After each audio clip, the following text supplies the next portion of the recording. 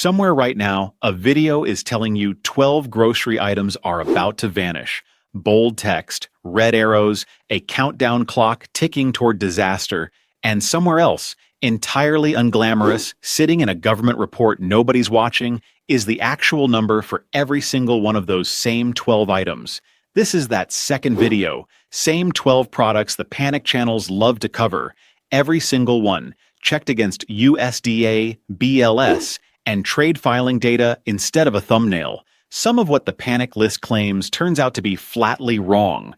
A couple of them turn out to be more precisely serious than the panic version even bothered to explain.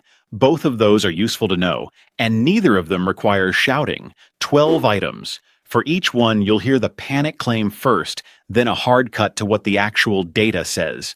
Picture two completely different shots for each item, never the same frame, never overlaid, because half the time, they're not even measuring the same thing. Let's start with the item every panic list loves to open with. Number 12, strawberries. The panic version goes like this. Prices are spiking, shelves are thinning, and this is the first sign of a produce collapse spreading across the entire fresh aisle. Picture a shot built for that claim. A red arrow slamming upward over a strawberry container, the kind of graphic designed to make you feel behind before you've even finished the sentence. Now cut away from that entirely to a plain USDA chart. Grower prices did hit $2.96 a pound this January, up 32% from the year before. That part's real. A Florida freeze and California rain landed in the same 6-week window, and both regions took a hit at once.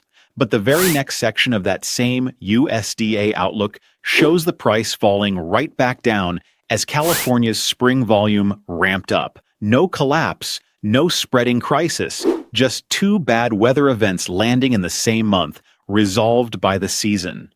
The panic clip and the reality chart are describing the same 6 weeks. They are not describing the same problem. Strawberries had a rough January and a normal spring, and that's the entire story. Number 11, coffee. The panic claim here is one of the oldest in this genre. Coffee is running out. Prices are never coming back down. Stock up now before your morning cup becomes a luxury. Picture the shot that goes with it. A coffee cup shown half empty, a price tag graphic ticking upward with no ceiling in sight. Cut to the actual commodity data, and it's telling almost the opposite story this year. Brazil's 2026/27 crop is projected as high as 75 million bags, several analysts calling it the largest global surplus in 6 years, and prices have fallen for 5 straight weeks to an 18-month low. That's not a small correction. That's the cleanest relief signal on this entire list. Here's where I'll give the panic list a little credit, though, because it's not entirely wrong, just wrong about the timeline. Shipping costs tied to the Strait of Hormuz closure are adding real expense regardless of the harvest. And NOAA is watching real odds of an El Niño pattern forming later this year.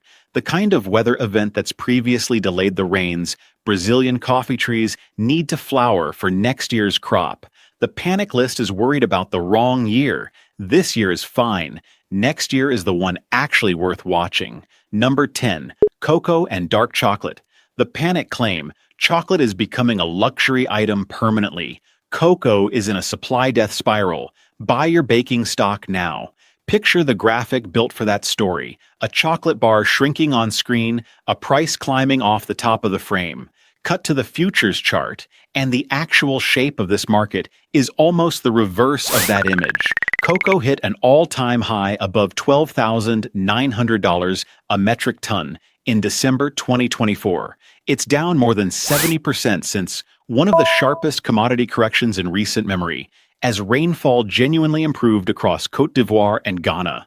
That's not a spiral. That's a correction that already happened. Here's the nuance the panic list skips entirely, though, and it's a real one. Some of that price drop came from manufacturers simply using less cocoa.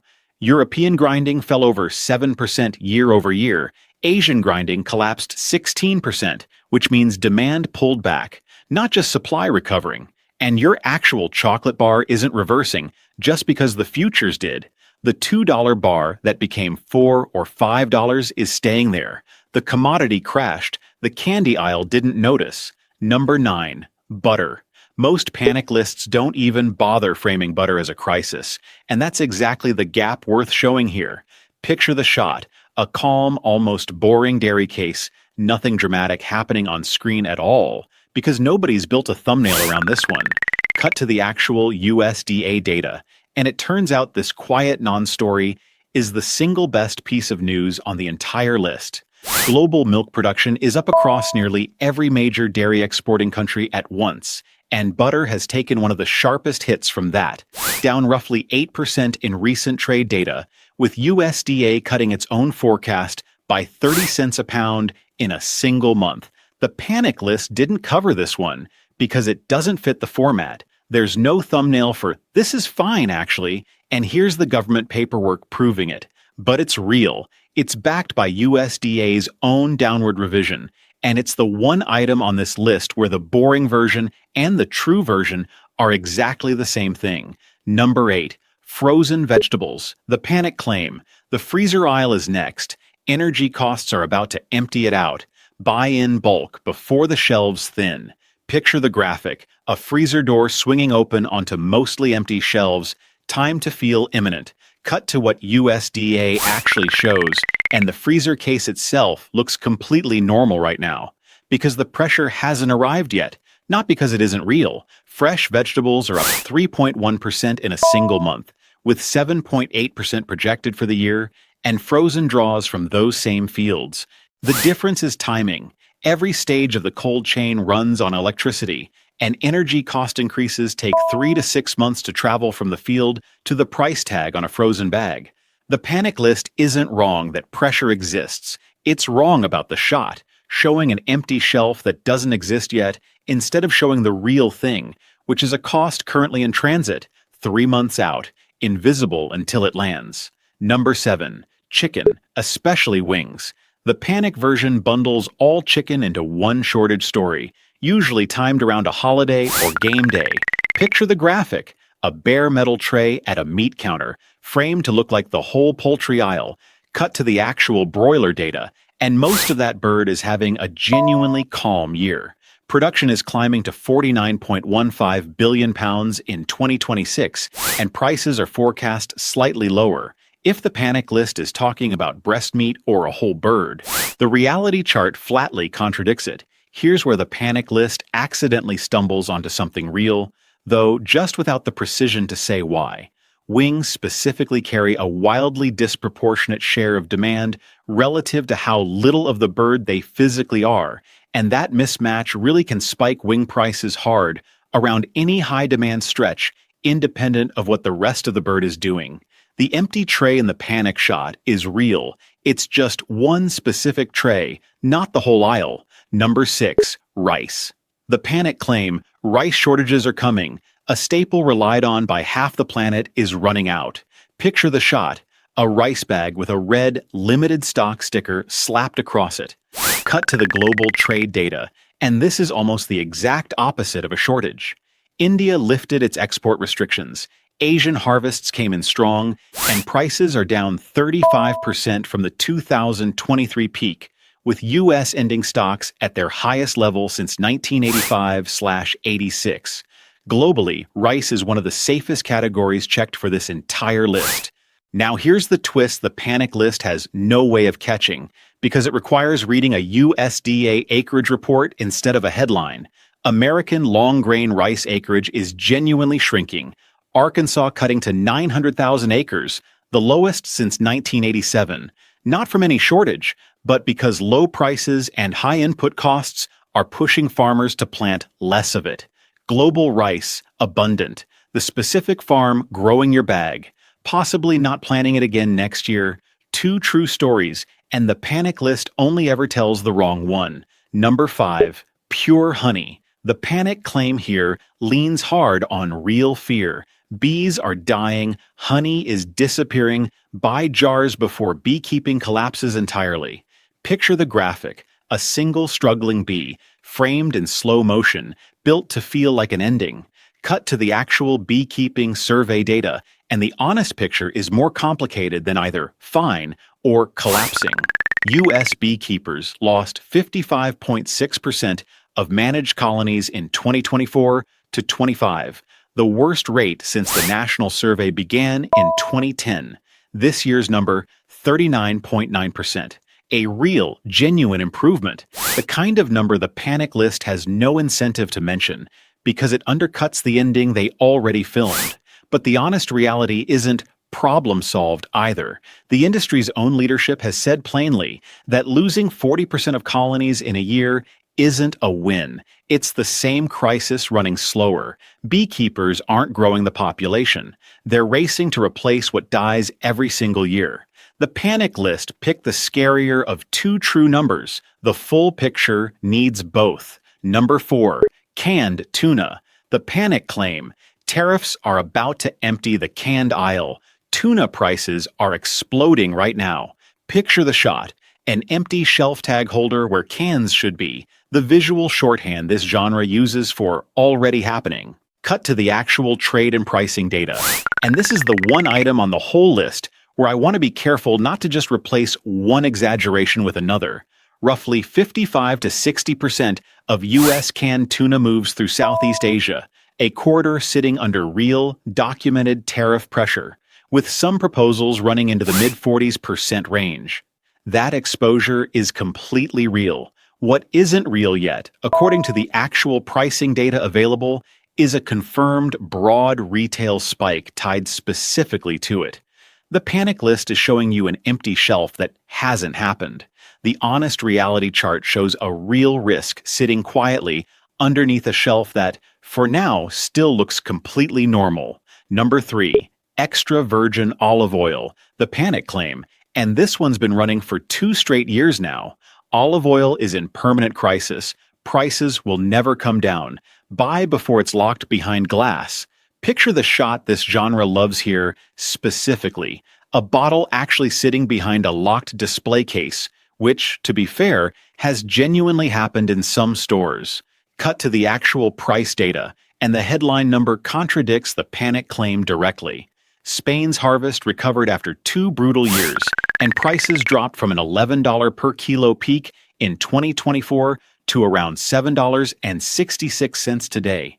By the price tag alone, the crisis story is already out of date. Here's where the reality check gets more interesting than either version alone, though. Spanish industry data from May shows nearly 70% of this season's production already sold and shipped, leaving thinner reserves than expected right as peak summer demand hits, with early signs of weaker flowering for next year's crop. The panic list was right that something's wrong here. It just had the timeline backwards. The crisis it filmed already ended, and a quieter one is building in its place. Number 2, eggs. The panic claim. Egg shortages are back. Prices are about to spike again just like before. Picture the shot. A bare egg shelf, reused from footage that's probably a year old at this point, restaged to feel current, cut to the actual USDA pricing data, and right now, that claim is simply false. Retail egg prices are down 35.2% year over year as of May, a real collapse from the record $6.23 peak, down to about $2.19. This is, on the numbers, some of the best grocery news checked for this entire list.